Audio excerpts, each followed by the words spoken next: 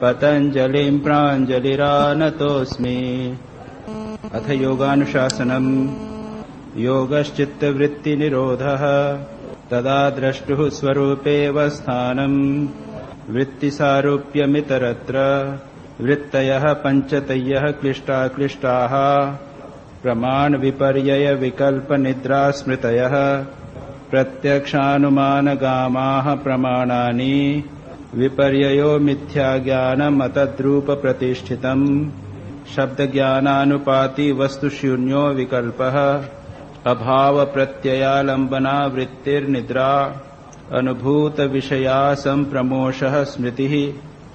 हमने पिछले कुछ क्लासों में चित्त वृत्तियां कितने प्रकार की होती हैं, 5 प्रकार की चित्त वृत्तियां और उनके 2 सब डिवीजन क्लिष्ट और अक्लिष्ट वृत्तियां, इनका हमने विस्तार से विवेचन कर लिया है। अब आइए अगले सूत्र पर चर्चा करें, और ये बहुत ही महत्वपूर्ण सूत्र है। प्रारंभ हुआ था, पतंजलि ने कहा था योगः चित्तवृत्ति निरोधः। तो उसके बाद में निश्चित रूप से बताना था कि वृत्तियां क्या हैं। अब वृत्तियां बताने के बाद पतंजलि को यह बताना पड़ेगा कि इन वृत्तियों का निरोध कैसे करना। पतंजलि इस अगले सूत्र में उस चीज को बताते हैं। अभ्यास वैराग्याभ्याम तन्निरोधः।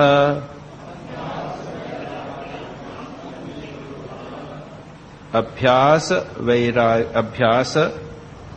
वैराग्याभ्याम तत् निरोधः। अभ्यास और वैराग्य के द्वारा इन चित्त वृत्तियों का निरोध होता है।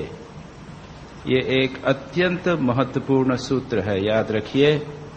समग्र आध्यात्मिक जीवन इन 2 बातों पर आधारित है।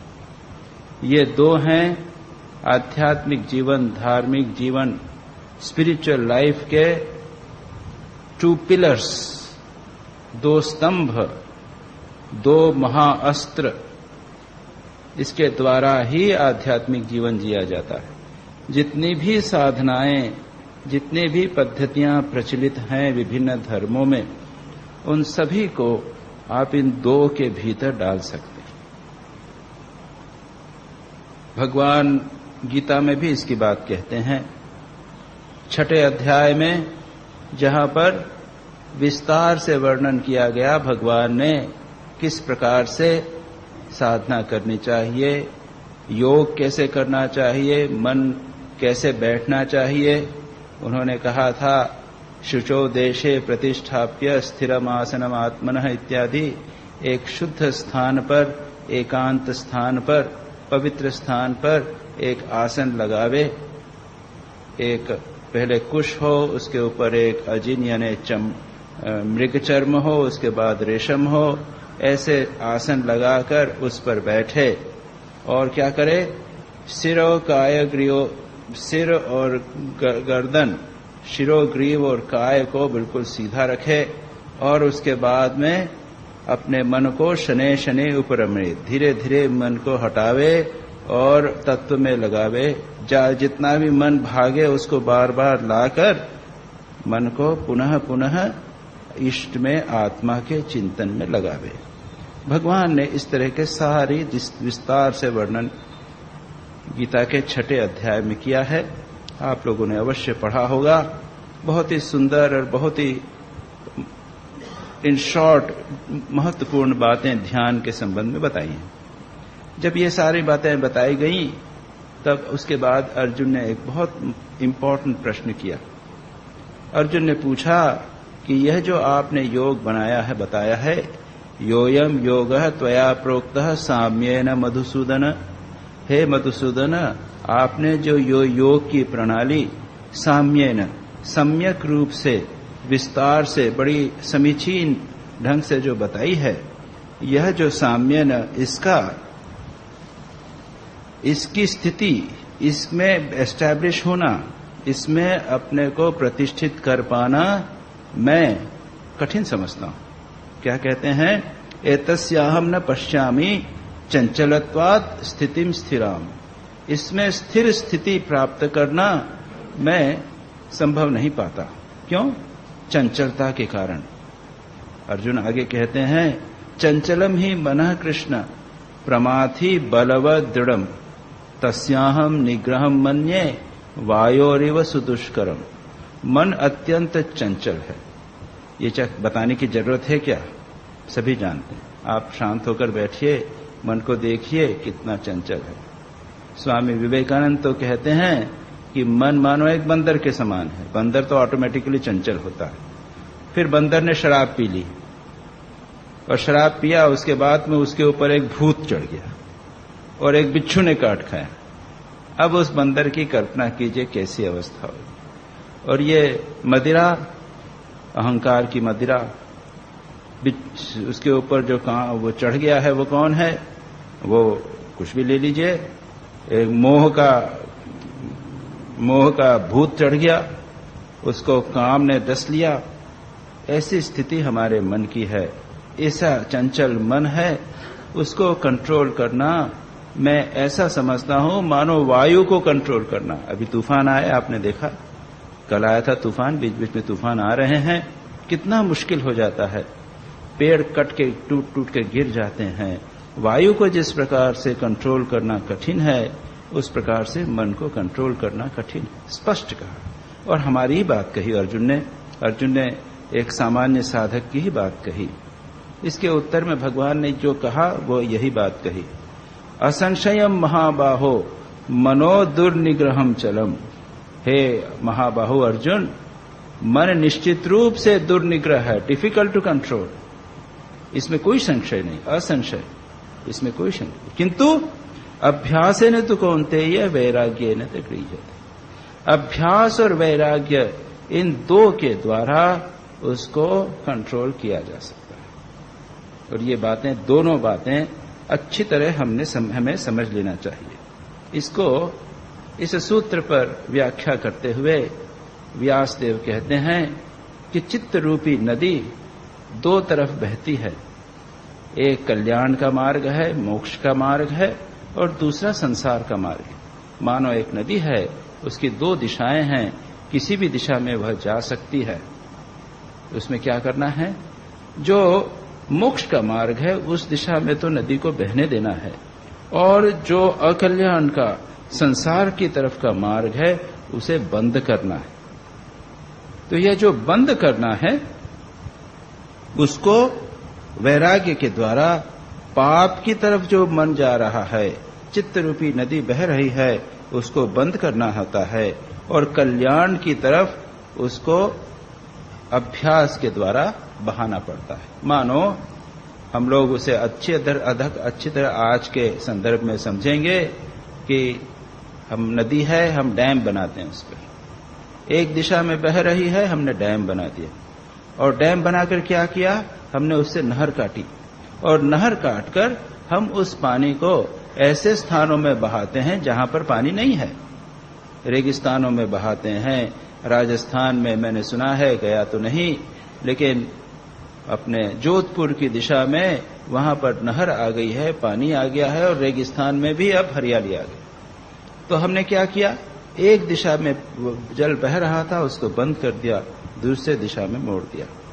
हम जब मोटर चलाते हैं, कार चलाते हैं, और कार को जब रोकना होता है तब क्या करते हैं? दो काम करते हैं। एक तो ब्रेक लगाते हैं, और दूसरा उसका जो गैस है, पेट्रोल है, जो इंजन में जा रहा है, उसको बंद करते हैं।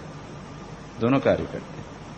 अगर आप केवल ब्रेक लगाएंगे तो भी इंजन तो चलता रहेगा, और अगर आप इंजन को बंद ही कर दें तो गाड़ी चलेगी ही नहीं। केवल इंजन को बंद करना नहीं, हम दोनों काम करते हैं। अगर इंजन को बंद कर दिया तो भी संभवतः जहां रुकना है वहां नहीं रुकेगी। सामने अगर कोई आ गया, उसको रोकना है हमें, इंजन बंद कर दिया लेकिन ब्रेक नहीं लगाया तो भी नहीं चलेगा। ये दोनों कार्य आवश्यक हैं। तो यहां पर यह अभ्यास और वैराग्य दोनों ही आध्यात्मिक जीवन के लिए आवश्यक हैं, यह कहा गया। एक उपाय नहीं, दो उपाय बता। अब प्रश्न उठ सकता है, और यह एक बहुत महत्वपूर्ण प्रश्न है कि अच्छा, यहां पर दो बताए, आप भी चर्चा करते हुए कहते हैं कि दो उपाय हैं, क्या एक उपाय मात्र से नहीं होगा? और यह एक बहुत महत्वपूर्ण क्वेश्चन। केवल अभ्यास से नहीं होगा क्या? अभ्यास यानी चित्तवृत्ति निरोध का प्रयत्न। हम स्पिरिचुअल प्रैक्टिसेस करें, प्रैक्टिकल पॉजिटिव प्रैक्टिसेस, वैराग्य नहीं। अब वैराग्य और अभ्यास क्या है, इसकी परिभाषा अभी देंगे। सामान्यतः हम जो समझते हैं, देखिए गीता में भी भगवान ने अभ्यास और वैराग्य की परिभाषा नहीं दी, केवल कह दिया कि अभ्यास और वैराग्य के द्वारा मन को नियंत्रित किया जा सकता है, लेकिन उन्होंने उसकी परिभाषा नहीं दी। हम समझते हैं अभ्यास और वैराग्य क्या है। वैराग्य हम समझते हैं डिटैचमेंट, डिस्पैशन, संसार से विरति, एक ये। और अभ्यास क्या है? अभ्यास हम समझते हैं, अभ्यास का अंत है प्रैक्टिस, मन को एकाग्र करने का प्रयत्न, जप करना, ध्यान करना, पूजा करना, ये सब के सब प्रैक्टिस में आ गए। तो हमारा ये कहना है कि अगर हम प्रैक्टिस करें, हम मंदिर में जाएं, भजन करें, भगवान का नाम लें, जप करें, ध्यान करें, हम सभी लोग धार्मिक हैं, कुछ न कुछ तो करते ही रहते हैं। अगर हम ये सब कर रहे हैं, क्या यह पर्याप्त नहीं है? क्या अभ्यास मात्र पर्याप्त नहीं है योग के लिए? नहीं, पर्याप्त नहीं है। याद रखिए, भगवान गीता में आगे भी कहते हैं, मनुष्याणाम सहस्रेषु कश्चित यतति सिद्धये यततामपि सिद्धानाम कश्चित माम वेत्ति तत्वतः। हजारों मनुष्यों में से कोई व्यक्ति, हजारों में एक व्यक्ति योग का अभ्यास करता है, उसमें रुचि लेता है, प्रयत्न करता है। अब देखिए, हमने पेपर में एडवर्टाइजमेंट दे दिया, 3 पेपरों में आ भी गया। यहां पर कितनी पॉपुलेशन है? 6 लाख या 10 लाख की पॉपुलेशन है चंडीगढ़ की। लोगों को पता है इसमें कितने लोग आए? 60। तो कितना परसेंट हुआ? 10,000 में एक। तो मनुष्यानाम सहस्रेषु न 10 सहस्रेषु कश्चित इति सिद्धये। हाँ, और इनमें से हम लोग जो यहां बैठे हैं, योग के लिए रुचि रखते हैं, कुछ करने की इच्छा रखते हैं, उनमें से कितने सिद्ध होंगे? यततामपि सिद्धानाम, इनमें से जो प्रयत्न करेंगे सिद्ध होंगे, उसमें भी हजारों में से कश्चित माम वेत्ति तत्वतः, मुझे कोई तत्वतः जानेगा। हजारों लाखों लोग योग का अभ्यास करते हैं। याद रखिए, भारत धर्म भूमि है। यहां हम किसी न किसी प्रकार से, अगर घोर नास्तिक न होवें, अगर हम किसी धार्मिक परिवार में जन्मे हैं, चाहे कोई भी धर्म के हों, हिंदू हों, क्रिश्चियन हों, ईसाई, जैन हों, बौद्ध हों, सिख हों, किसी न किसी प्रकार से हमारे धार्मिक संस्कार हैं और कुछ न कुछ प्रकार का धर्म का आचरण हम करते हैं। लेकिन इतने लोगों में यह क्या कारण है कि लाखों करोड़ों लोगों में 1-2 लोग ही सिद्ध होते हैं? इसका कारण यह है कि इसकी कुछ शर्तें हैं, और उनको अगर आप पूरी न करें तो आप सिद्ध नहीं होंगे, सफलता को प्राप्त नहीं होंगे। और इसीलिए इन दोनों की आवश्यकता है। ये मानो कैसे हैं? ये दोनों एक दूसरे के परिपूरक हैं। अभ्यास मानो अंधा, अंधा लेकिन पैर वाला। वैराग्य क्या है? लूला लेकिन दिशा बताने वाला। केवल अभ्यास अगर करेंगे, वैराग्य न हो तो क्या होगा? श्री रामकृष्ण वचनामृत में मैंने संभवतः उल्लेख किया होगा, श्री रामकृष्ण जब मास्टर महाशय से बात करते हैं और भगवान श्री मास्टर महाशय पूछते हैं ईश्वर में मन कैसे लगे, यही है प्रश्न ना, उसमें चर्चा हो भी चुकी है यहां पर। ईश्वर में मन कैसे लगे। तो मास्टर महाशय को श्री रामकृष्ण योग ध्यान की मेथड नहीं बताते, ऐसे बैठो ऐसा करो। कहते हैं क्या करो, नित्यानित्य वस्तु विवेक करो, भगवान का नाम गुणगान करो, सत्संग करो, निर्जन में वास करो। ये 4 कंडीशन पर कोई भी अभ्यास की बात नहीं की। भगवान का नाम गुणगान करो ये कहा बस, लेकिन नित्यानित्य विवेक करो, सज्जन का संग करो और एकांत में रहो। कहीं न कहीं से अपने मन को संसार से हटाना पड़ेगा। और अगर हम संसार से मन हटाए बिना अभ्यास करें तो क्या होगा, वही होगा मनुष्यानाम कश्चित् यतति सिद्धये इत्यादि। हजारों लोगों में से जिस प्रकार अधिकांश फेल हो जाते हैं, वैसे हम भी साधना में असफल होंगे, याद रखिए।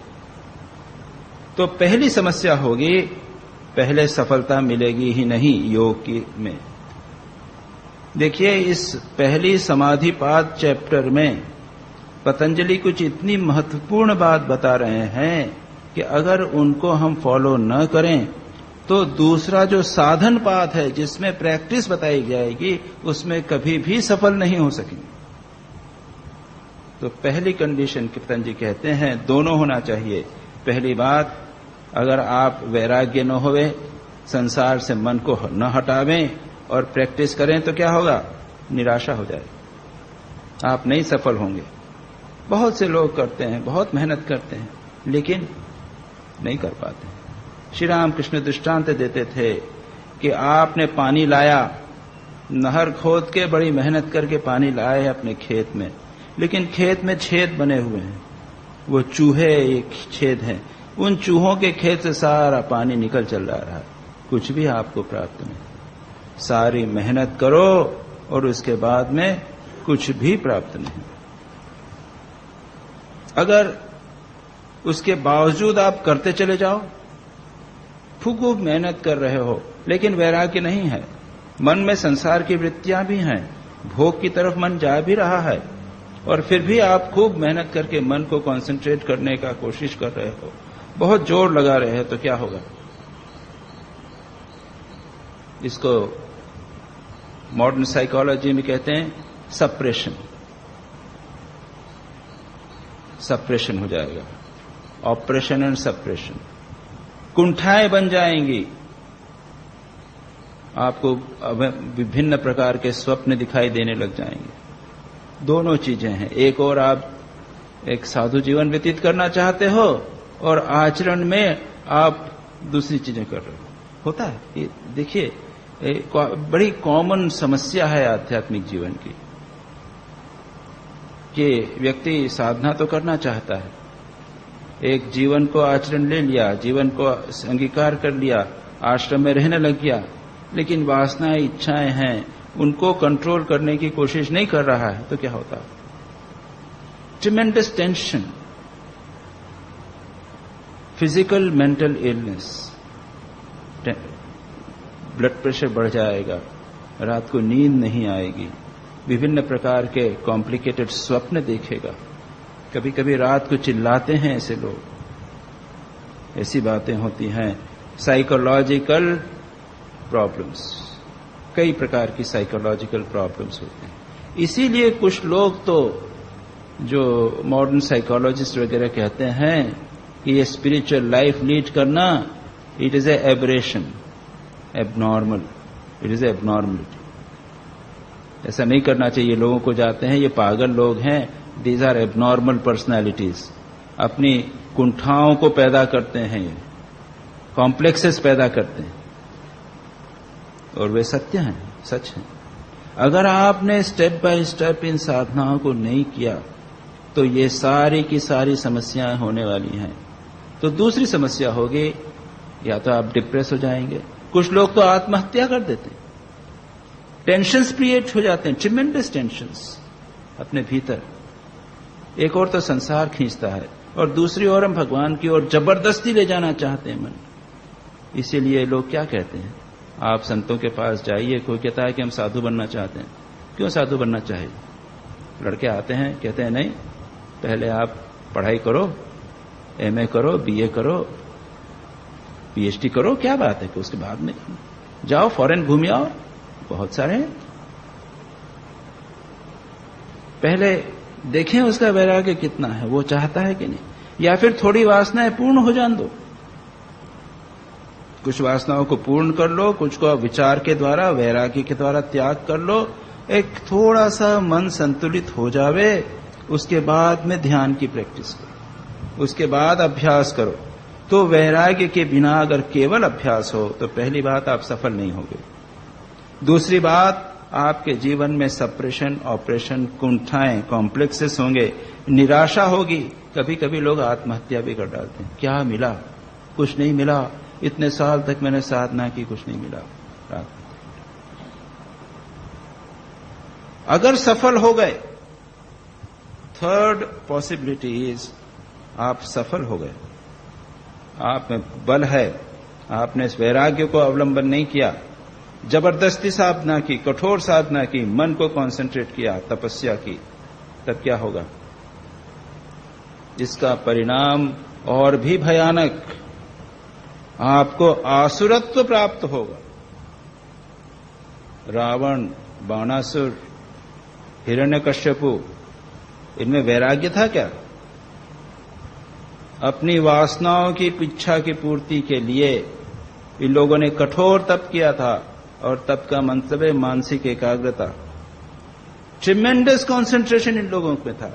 आप देखिए आज विश्व में क्या हो रहा है, जो कुछ हो रहा है, इसमें जो लोग कर रहे हैं, जो एडमिनिस्ट्रेशन करते हैं, बिजनेस चलाते हैं, इन लोगों के मन में क्या कॉन्सेंट्रेशन नहीं है? ट्रिमेंडस एकाग्रता है। वे लोग क्या वे भी एक प्रकार का ध्यान करते हैं। मन तीव्र रूप से एकाग्र हो चुका है, किसी एक कार्य में पूरी तरह लगा चुके हैं, मन को 110% एनर्जी लगा चुके हैं। योगी नहीं है, लेकिन मन एकाग्र अवश्य है। और उसका परिणाम क्या है? देख लीजिए सारे विश्व में कितनी मानसिक शक्ति युद्ध की तैयारी में लगती है, कितनी मानसिक शक्ति जगत के कल्याण में लगी हुई है, देखिए आपने। तीसरी समस्या यह होती है कि अगर वैराग्य के बिना मन को कॉन्सेंट्रेट किया गया, अभ्यास किया गया, तो आपकी जो वासनाएं हैं और प्रबल बन जाएंगी, आपको ट्रिमेंडस शक्ति प्राप्त होगी, और उससे आप जगत का अकल्याण करेंगे। इसीलिए यतीश्वरानंद जी तो एक स्थान पर कहते हैं, कोई कहता है कि महाराज ध्यान नहीं हो रहा है, मन एकाग्र नहीं होता है, तो कहते हैं कि अच्छा है तुम्हारा मन एकाग्र न हो।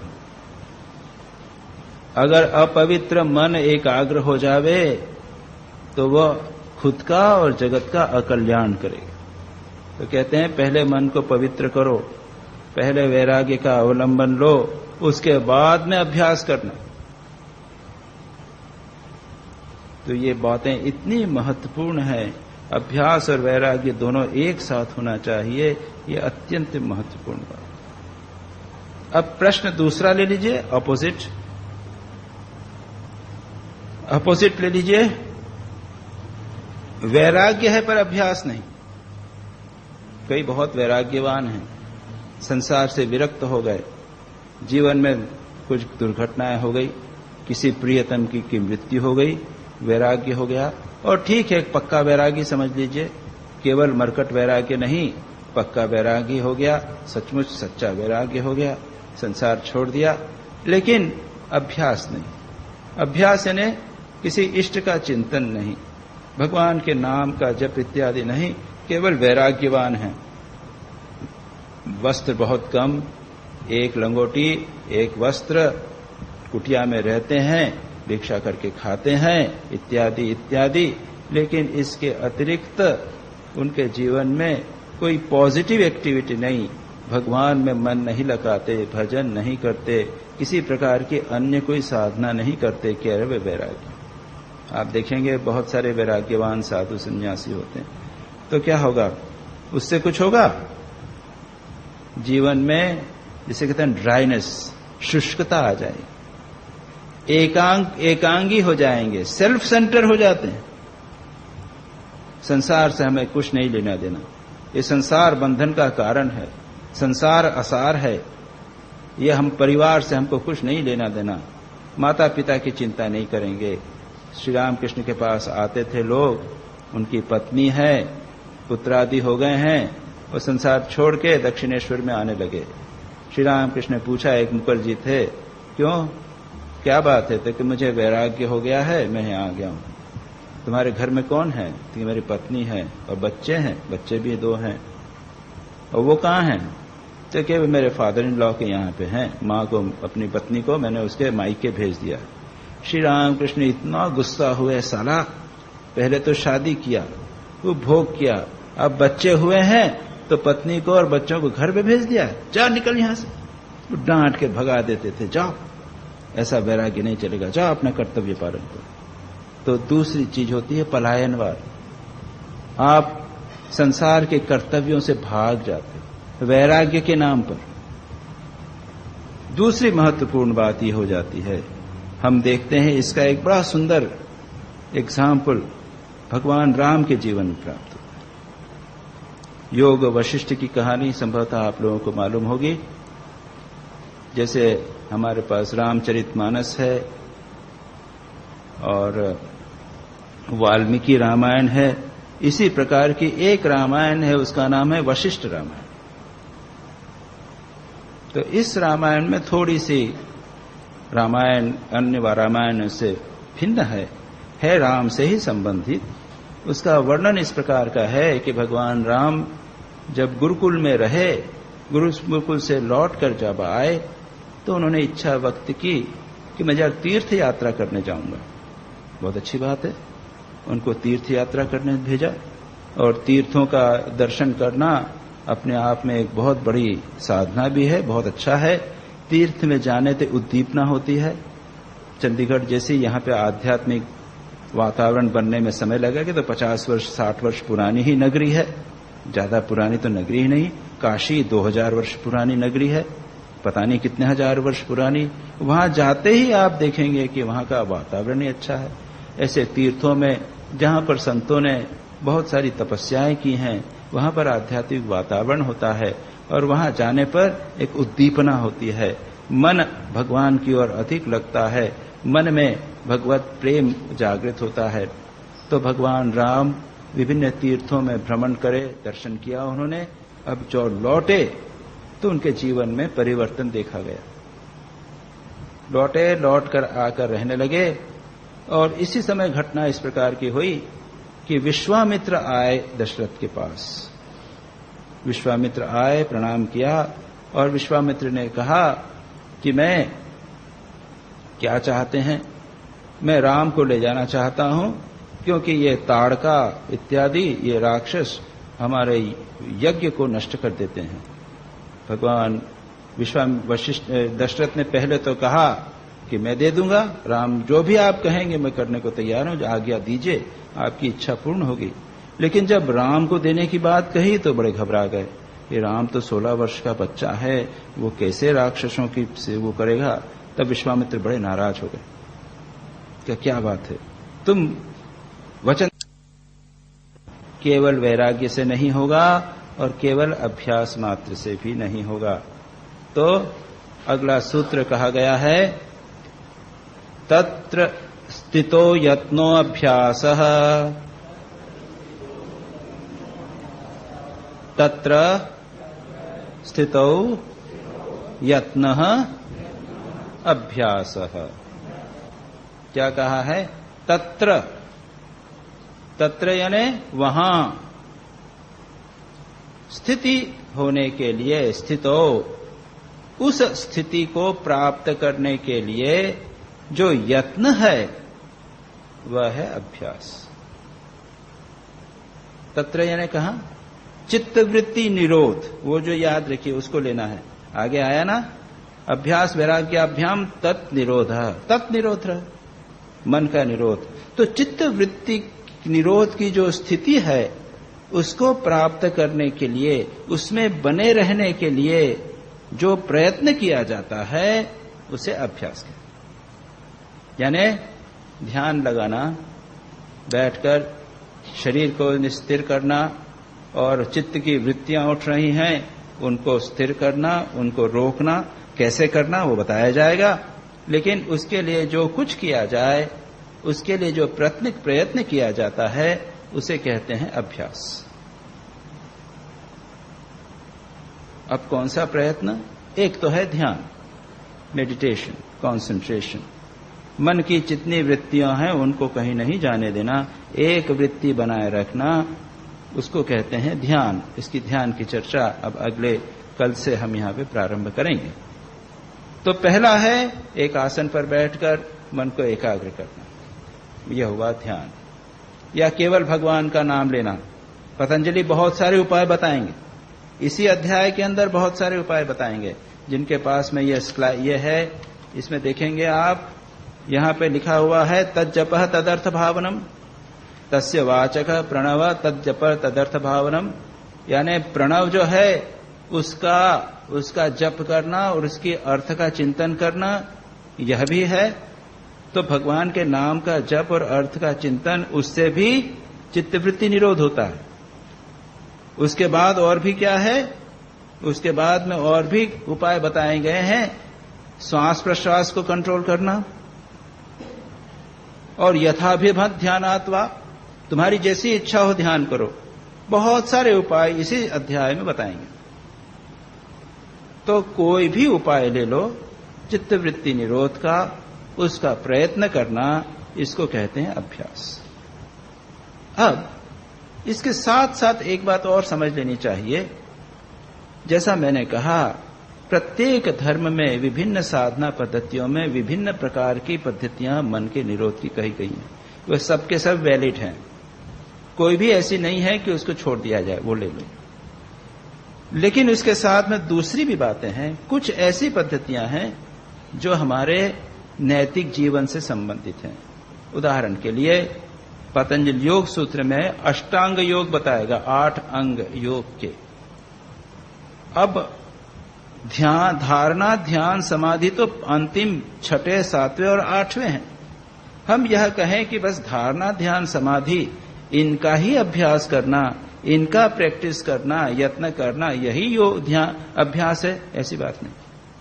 अहिंसा का अभ्यास करना, सत्य बोलने का अभ्यास करना, अपरिग्रह का अभ्यास करना, पवित्र शुद्ध रहने का अभ्यास करना, स्वाध्याय का अभ्यास करना, तपस्या करना, ये जितने छोटे छोटे अंग बताए गए हैं, ये भी डायरेक्टली या इनडायरेक्टली, परोक्ष रूप से या अपरोक्ष रूप से चित्तवृत्ति निरोध में मदद करते हैं। इन सभी की का भी समावेश, इन सभी का अभ्यास, इन भी अभ्यास के अंतर्गत आता है।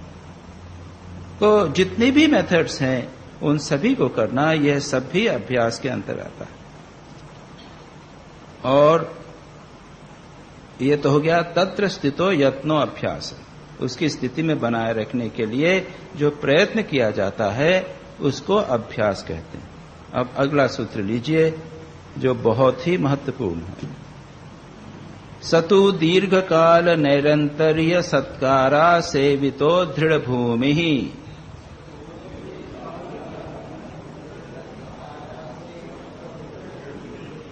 स तु दीर्घकाल नैरंतर्य सत्कार आसेवितः दृढ़ भूमि।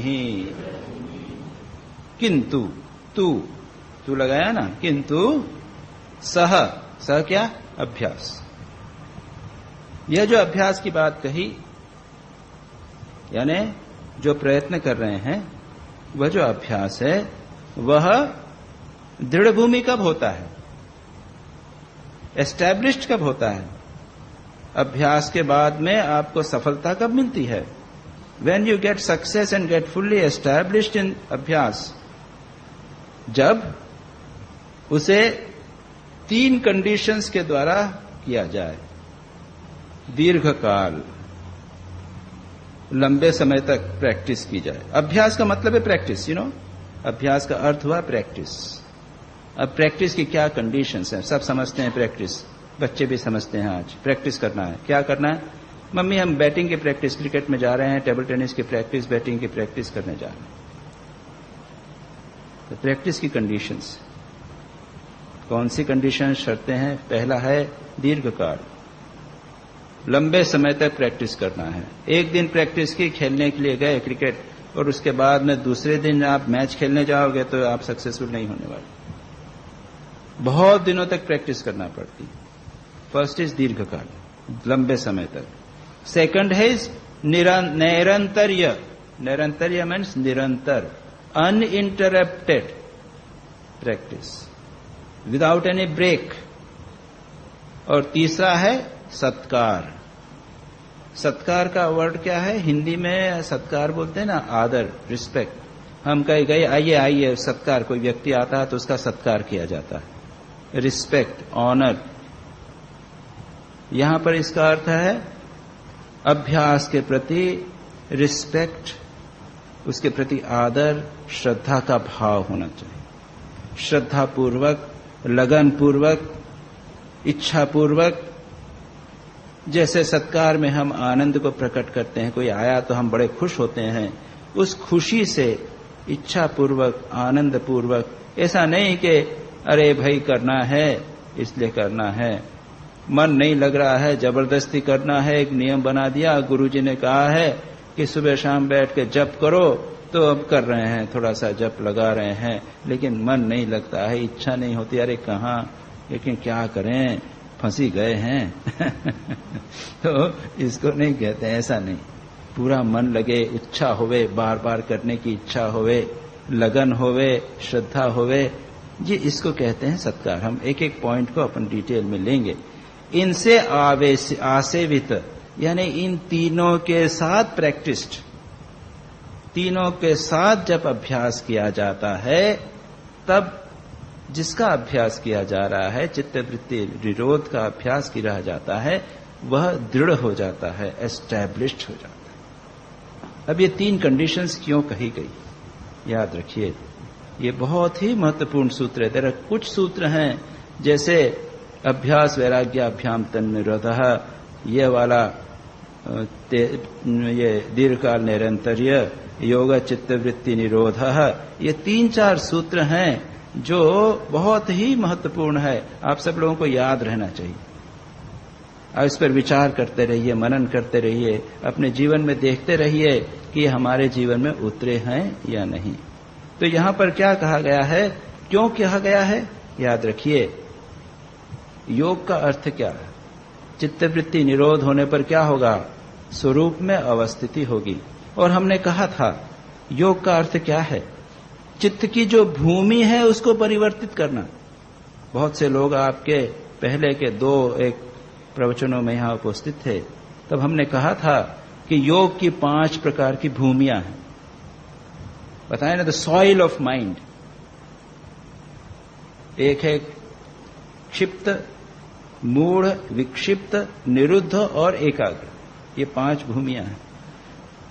हमारा मन अभी काम क्रोध लोभ नचानक से भरा हुआ है, और ऊपर से अगर चित्तवृत्ति निरोध करेंगे तो वो योग के लिए उपयोगी नहीं होगी। ये बार बार कहा गया, हमने दृष्टांत देकर बताया गया था।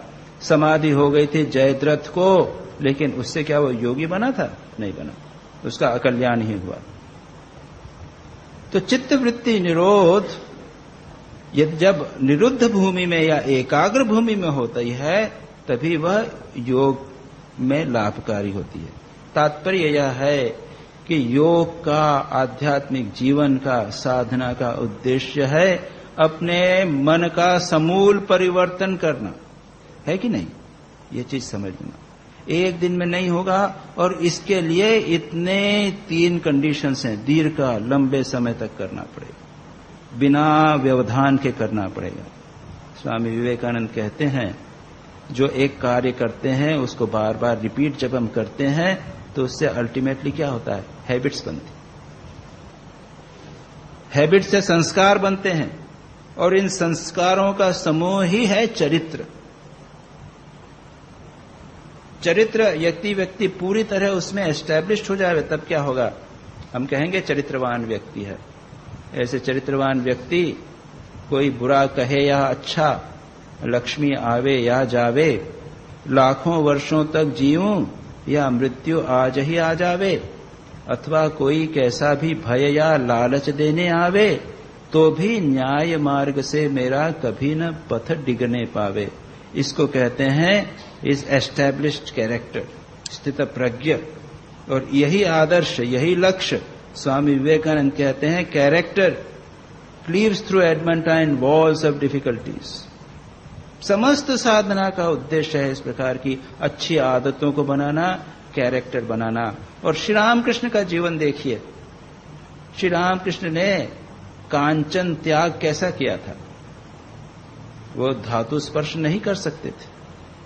सन्यासी भी धातु स्पर्श नहीं करते, पैसा स्पर्श नहीं करते, याद रखिए। नियम है कि साधु सन्यासी पैसा स्पर्श नहीं करते। तो वो लोग, मैंने कई सन्यासियों को देखा है, मिट्टी के बर्तन में या एक अपने जो ये नारियल का जो वो होता है वो, या कुम्हड़े का जो होता है उसका वो बनाते हैं अपने कमंडलू, वो अपने धातु का नहीं होता। क्यों?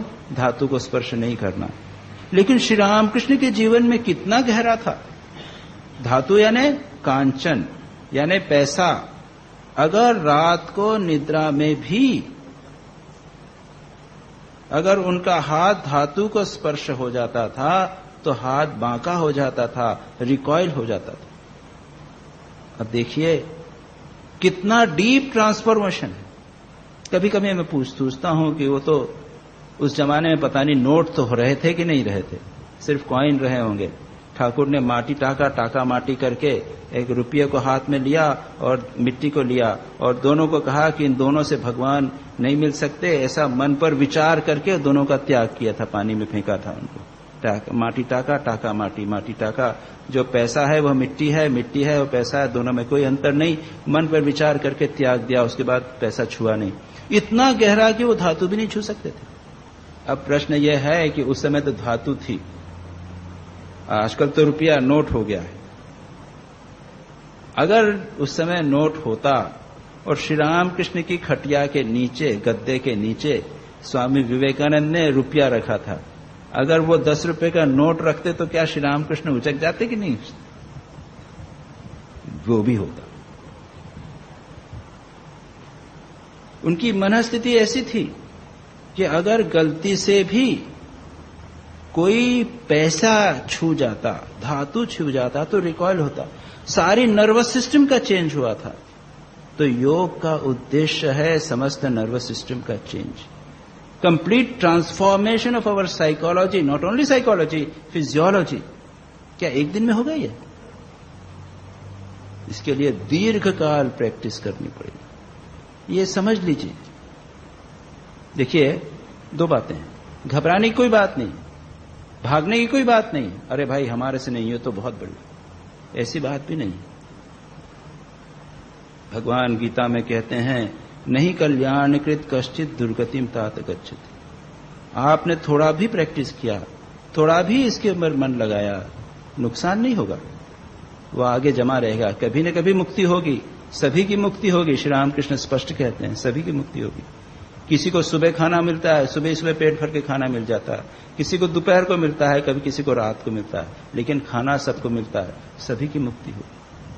सभी में मुक्त होने की एक जिज्ञासा, इच्छा, आकांक्षा है।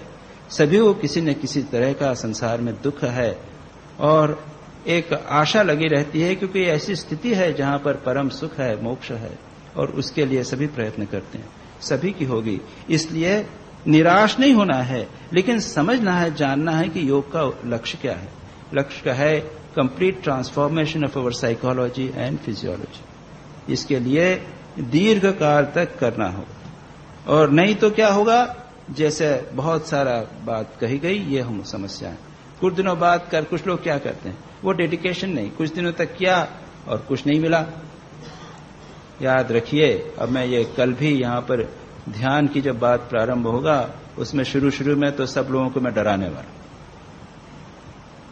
मैं उनके निगेटिव पॉइंट्स भी बताने वाला हूं। याद रखिए, 10-20 साल प्रयत्न के बाद भी ऐसी स्थिति रहती है कि मन कॉन्सेंट्रेट नहीं होता। इतना आसान नहीं है, कई लोग कहते हैं। और उधर स्वामी ब्रह्मानंद जी यह भी कहते हैं कि 3 साल तक प्रैक्टिस करो और कुछ नहीं हो तो आके मुझे टांटा मारो, ऐसा भी है। यह भी कहते हैं कि एमए बीए पास का पाठ करने पढ़ने में जितनी मेहनत लगाते हो उतना अगर ध्यान जप और भगवान के लिए लगाओ तो भगवान के दर्शन हो जाए। तो दोनों बातें हैं और दोनों बातों को हमें समझना चाहिए, दोनों पक्ष हैं इसके। तो पहली बात तो यह है कि हमें तैयार होना चाहिए दीर्घ काल तक करने के लिए। अधिकांश लोग कुछ दिन तक करते हैं, कुछ दिन तक यहां पे आएंगे, क्लास में आएंगे, ध्यान की प्रैक्टिस गाइडेड मेडिटेशन में आएंगे, फिर धीरे धीरे नंबर कम होता जाता है। मुझे तो अब अनुभव है, कई बार किया। अगर 50 लोग गाइडेड मेडिटेशन में आते हैं, उसके बाद में महीने भर बाद में 5 लोग सस्टेन करते हैं, 6 महीने बाद 1 आदमी सस्टेन करते हैं। क्यों? वो इंटरेस्ट नहीं, एक सुपरफिशियल इंटरेस्ट, इससे कुछ नहीं होने वाला। ये क्या है? Spiritual immaturity. हम स्पिरिचुअली मैच्योर नहीं, संसार की दृष्टि से भले मैच्योर हैं, हम जो भी काम करते हैं समझ बूझ के करते हैं ना, सोच समझ के करते हैं। कोई डिसीजन लेना है तो उसको सीधे जल्दबाजी में नहीं लेते हैं, सब देख लेते हैं प्रॉस एंड कॉन, नई बिजनेस शुरू करना या नहीं, नई फैक्ट्री डालना या नहीं, नए जॉब लेना या नहीं, सब कुछ सोच समझ के डिसाइड करते हैं और एक बार लेते हैं तो उसको पकड़े रहते हैं। ये मैच्योरिटी आध्यात्मिक जीवन में भी आवश्यकता है, अधिकांश लोगों में वो मैच्योरिटी नहीं है। तो इसका यही कारण है कि कई लोग उसको कर नहीं पाते या फिर समझते हैं कि अरे भाई ये हमारे बस का नहीं, ये we are not fit for it, हमने करके। कुछ लोग कहते हैं अरे भाई हमने करके देख लिया।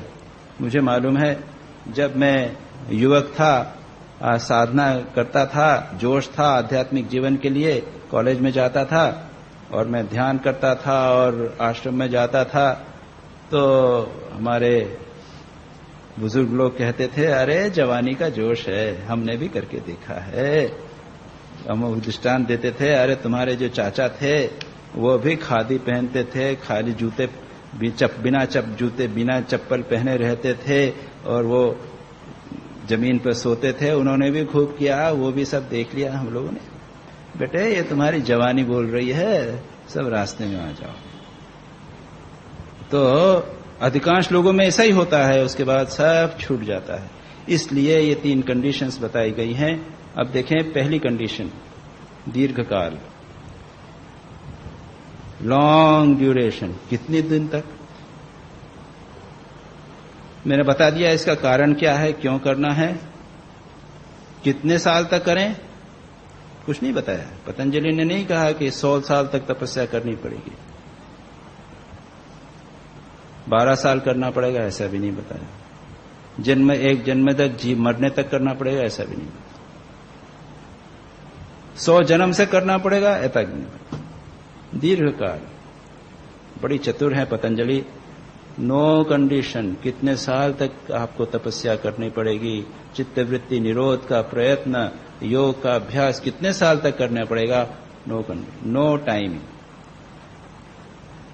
और हम देखते हैं, आप पुराणों में पढ़ेंगे 1000 साल तक तपस्या की, कई जन्मों तक तपस्या की, ऐसा सब वर्णन आता है कि नहीं आता?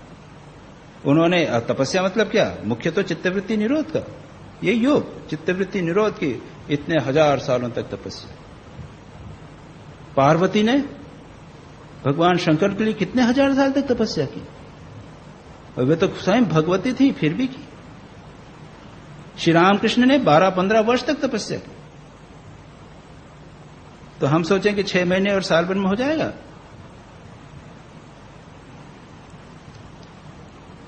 As long as you live, so long as you don't die. जब तक नहीं मरो, जब तक जीवित रहो, तब तक करना है, लास्ट डे पर्यंत। आगे जन्म है कि नहीं हमको नहीं मालूम। अगर जन्म है और पुनर्जन्म हुआ तो फिर करना। जन्म जन्मांतर तक तपस्या करने के लिए हमें तैयार रहना चाहिए। और उसका दृष्टांत वो कहानी आप जानते हैं, नारद की कहानी, आपने सुनी है संभवतः, मैं पुनः सुना दूं। नारद जी जा रहे थे और दो तपस्वी थे। एक तपस्वी वो बैठे हुए थे, उनके शरीर के ऊपर वाल्मीकि बन गया था। उन्होंने नारद जी से पूछा, आप कहाँ जा रहे हैं? तो हम भगवान के पास जा रहे हैं। जरा पूछिएगा कि मुझे कितने साल और लगेंगे सिद्धि में। दूसरे के पास गए, देखा कि वो तो आनंद मना रहा है, हंसता कूदता है, थोड़ा ध्यान करता है, फिर हंसता कूदता है, मजा कर रहा है। उसने भी कहा, आप पता लगा लीजिए मुझे मुक्ति कब होगी। नारद जी लौट कर आए। पहले इसने पूछा कि बताइए भगवान ने क्या कहा। नारद जी ने कहा कि बस तुमने काफी तपस्या की, अब 3 जन्म में तुम्हारी मुक्ति हो जाएगी। ओहो, अभी भी 3 जन्म? बाप रे बाप, वो तो हताश हो गया। दूसरे के पास गए, उसने कहा कि तुमको तो ये जो इमली के पत्ते हैं ना, उतने जन्म लगेंगे। इमली का पेड़ देखा, उस पर इमली के पत्ते, फिर मैं बताया था यहां पे कि इमली के एक पत्ते पे बहुत सारे पत्ते होते हैं और असंख्य जन्म लगेंगे। तो उसने कहा कि मुक्ति तो होगी ना? तो हाँ मुक्ति होगी, लेकिन जन्म असंख्य। तो मेरे कोई चिंता नहीं है, I am ready to wait. और उसी समय फिर आकाशवाणी हुई कि पुत्र वत्स, तुम्हारी अभी मुक्ति हो गई। दिस डिटर्मिनेशन, यह मन में ऐसी स्थिति कि पता नहीं जब भी हो या ना हो, मैं चिंता नहीं करता, मैं जन्म जन्मांतर तक तपस्या चित्तवृत्ति निरोध का प्रयत्न करने के लिए तैयार हूं। यह मनस्थिति अपने आप में एक अचीवमेंट। तो यहां पर कोई समय नहीं बताया, लेकिन एक समय का उल्लेख करते हुए शास्त्रों में आता है 12 वर्ष। शास्त्रों में कहा गया है कि किसी भी साधना को अगर आप 12 वर्ष तक करें तो उसमें आप सिद्ध हो जाते। जैसे कहा अहिंसा, मन वचन काया से अगर आप पूरे तन्मय होकर 12 वर्ष तक बिना व्यवधान के, याद रखिए तीनों कंडीशंस, बिना व्यवधान के सत्कार पूर्वक 12 वर्ष तक बार अहिंसा में की साधना करें तो आप अहिंसा में सिद्ध हो जाएंगे। और अहिंसा प्रतिष्ठायाम तत्सन्निधो वैरत्यागः, आपकी ऐसी स्थिति हो जाएगी कि आपके सामने कोई भी व्यक्ति वैर नहीं रख सकता। हाथ शेर और बकरी दोनों वैर त्याग कर, भय त्याग कर एक दूसरे के सामने बैठेंगे। ये हो जाएगा। 12 वर्ष तक आप मन वचन काया से पूर्ण रूप से अगर सत्य का पालन करते हैं तो आप सत्य प्रतिष्ठायाम क्रियाफलाश्रयत्वम, जो भी आप बोलेंगे वो सत्य होगा। ब्रह्मचर्य प्रतिष्ठायाम वीर्य लाभ, 12 वर्ष तक अखंड ब्रह्मचर्य का पालन करेंगे तो ऐसा होगा। अब ये 12 वर्ष की कंडीशन बड़ी इंपॉर्टेंट, याद रखिए। फिजियोलॉजिकली भी यह एक महत्व की बात है। मैं डॉक्टर के रूप में बता सकता हूं आपको कि हमारे शरीर के जो विभिन्न अंग हैं, जैसे चमड़ी है, ये चमड़ी बदलती जाती है, देखा ना आपने, नाखून बढ़ते जाते हैं, आप काटते हैं। इसी प्रकार से ये चमड़ी के ऊपर से धीरे धीरे चमड़ी निकलती जाती है, नई चमड़ी आती जाती है। हमारे खून रक्त जो है उसमें परिवर्तन होता रहता है। जो WBC हैं, व्हाइट ब्लड सेल्स, कॉर्पोसेल्स, वो 120 दिन में नए मर जाते हैं और नए बनते जाते हैं। हमारे हड्डी जो है हार्ड है, लगता है कि उसमें कोई चेंज नहीं हो रहा है, नहीं। 12 वर्ष में पूरी की पूरी हड्डी नई हो जाती है। थोड़ा थोड़ा उसमें चेंज कंटिन्यूअसली होता रहता है। ब्लड रक्त में थोड़ा सा आता है, जमता है, कुछ जाता रहता है। 12 वर्ष में आपकी हड्डी मज्जा तक पूरी तरह परिवर्तित हो जाती है। पता नहीं लोगों ने, हमारे ऋषियों ने कैसे पता लगा लिया कि ये 12 वर्ष एक इंपॉर्टेंट पीरियड है। तो 12 वर्ष में ये सारी की सारी सिचुएशन होती है। अवश्य हम देखेंगे, एक सूत्र आएगा, तीव्र संवेना गानाम आसन्न। तीव्र संवेग हो तो यह सारी प्रोसेस फास्ट की जा सकती है। 12 वर्ष नहीं, 5 वर्ष, 2 वर्ष ऐसे में किया जा सकता है। जो भी हो, सामान्यतः 12 वर्ष में। इसीलिए आप देखेंगे हमारे पुराणों में जो कहानियां आती हैं, पांडवों को वनवास दिया था 12 वर्ष के लिए। क्यों? 12 वर्ष तक ये जंगल में रहेंगे और 12 वर्ष तक अगर राज्य संचालन नहीं करेंगे तो उसके बाद राज्य संचालन की उसमें क्षमता ही नहीं रहेगी। राम को वनवास दिया 14 वर्ष का, रहो वन में, वहां भी you are away from the administrative business, राज्य से भिन्न हो, आपको वहां पर 12-14 वर्ष के बाद में आप ऐसे हो जाओगे कि वनवासी बन के रहोगे, रहने लायक हो गए, वापस आके राज्य नहीं कर सकते। और यह भी कहा जाता है कि कोई व्यक्ति अगर किसी स्थान पर किसी कार्य में 12 वर्ष तक रहे तो वह स्थान सिद्ध हो जाता है। कोई व्यक्ति काशी में रहे 12 वर्ष तक कंटिन्यूअस यदि रहे, या वृंदावन यहाँ पे अपने चंडीगढ़ में ही कोई रहे 12 वर्ष तक एक स्थान पर कंटिन्यूअसली रहे, तो उसको कहते हैं स्थान सिद्ध। अपने आप में एक बड़ी बात है, बिना इधर उधर से गए एक स्थान पर सबके साथ एडजस्ट करके रहना। विभिन्न परिस्थितियां परिवर्तित होती रहती हैं। 12-14 वर्ष अपने आप में एक उपलब्धि है। जीवन में स्थिरता आती है, धैर्य आता है, और यह चीज यदि होवे तो उसको कहते हैं स्थान सिद्ध व्यक्ति, स्थान सिद्ध। तो इस दृष्टि से हमने देखा कि सामान्यतः इतने दिनों तक साधना करनी चाहिए। दुर्भाग्य यह है कि आज की जो पीढ़ी है उसमें ऐसा धैर्य नहीं। एक छोटा सा चुटकुला सुनाकर मैं अपनी बात समाप्त करता हूं।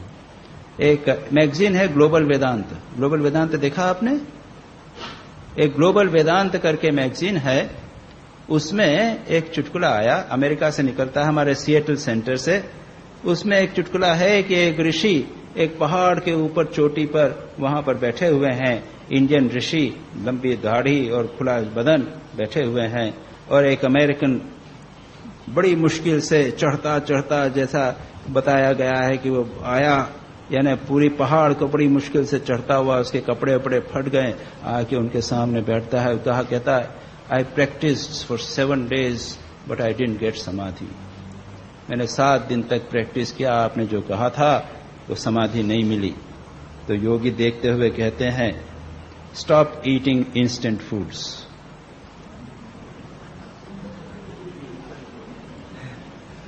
आजकल तो सभी इंस्टेंट, वो समाधि भी इंस्टेंट समाधि चाहता था, स्टॉप ईटिंग इंस्टेंट फूड।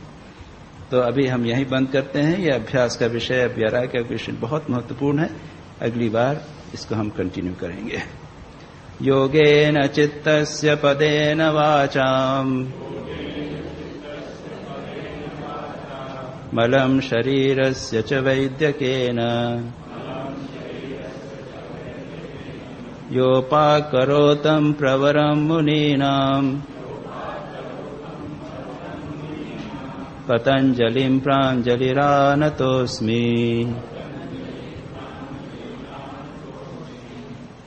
कल इसी समय ध्यान के ऊपर प्रवचन भी होगा और थोड़ी सी प्रैक्टिकल हिंट्स भी दी जाएंगी। उसके बाद में